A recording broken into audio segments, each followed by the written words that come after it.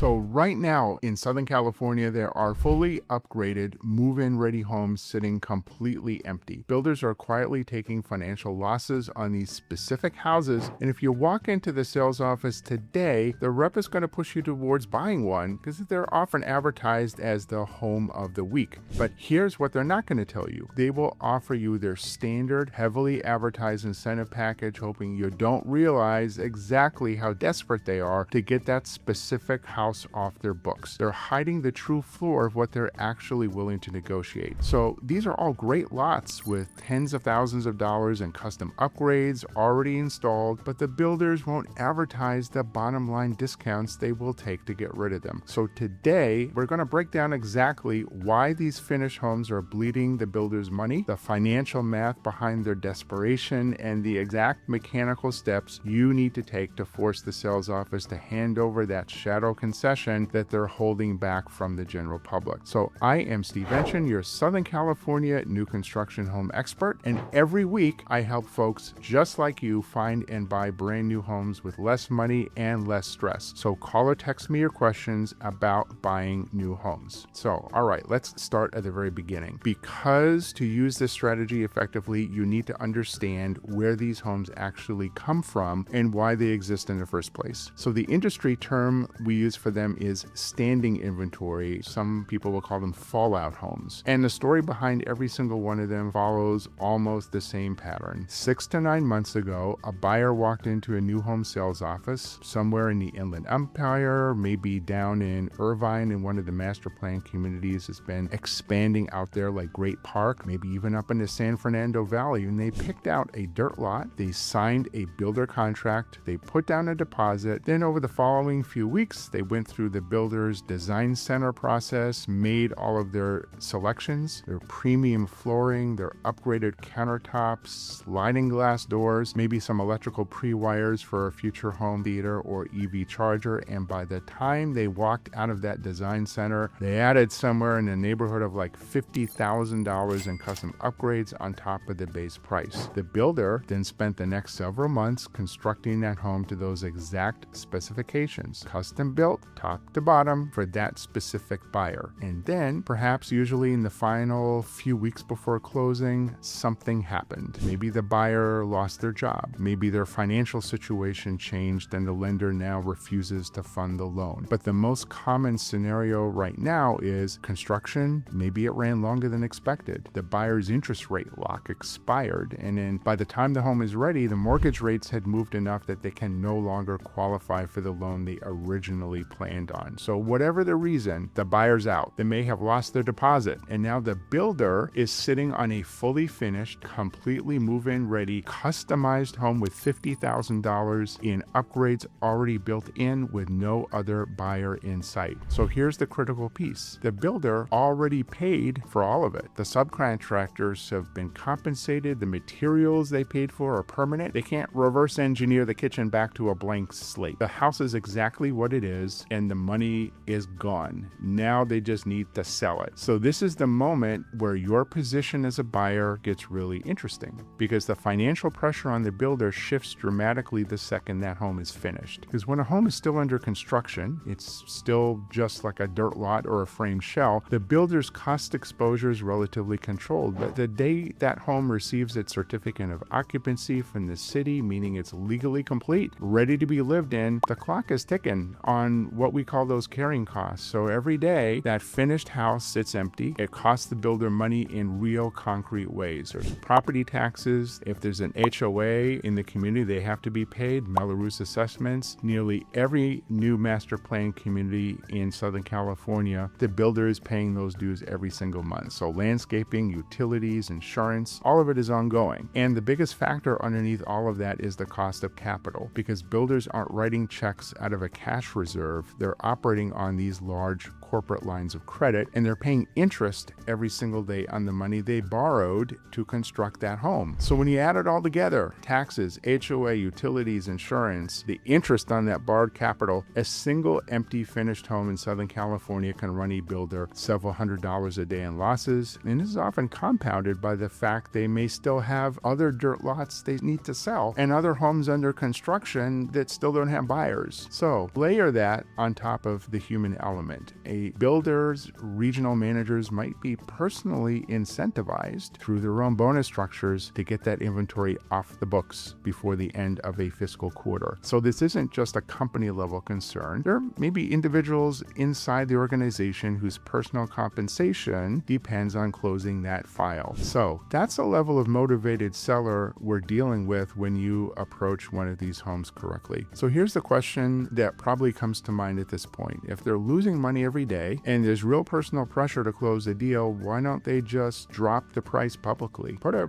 reduced by $50,000 sign in the yard, put the listing on the MLS, just move on. Well, the answer is something called the appraisal trap, and it's probably the single most important concept to understand when you're buying a new construction home in Southern California. So here's the situation. A builder's developing a master plan community, let's say, 200 homes total, and they're currently selling phase 3. If they publicly reduce the price on that one home by $50,000, and that sale gets recorded, becomes public record, the public sales data is exactly what bank appraisers will use to determine the value of other homes in the same community. So when the next buyer comes in and tries to purchase a phase 3 home at the original price, the appraiser will pull that data and they may see that a nearly identical home in the same neighborhood just sold for $50,000 less. So they adjust their value downward. The new buyer's lender may not approve a loan for more than the appraised value, and now the builder has a problem that could extend far beyond one house. So by publicly discounting one home, they've effectively dragged down the appraised value of,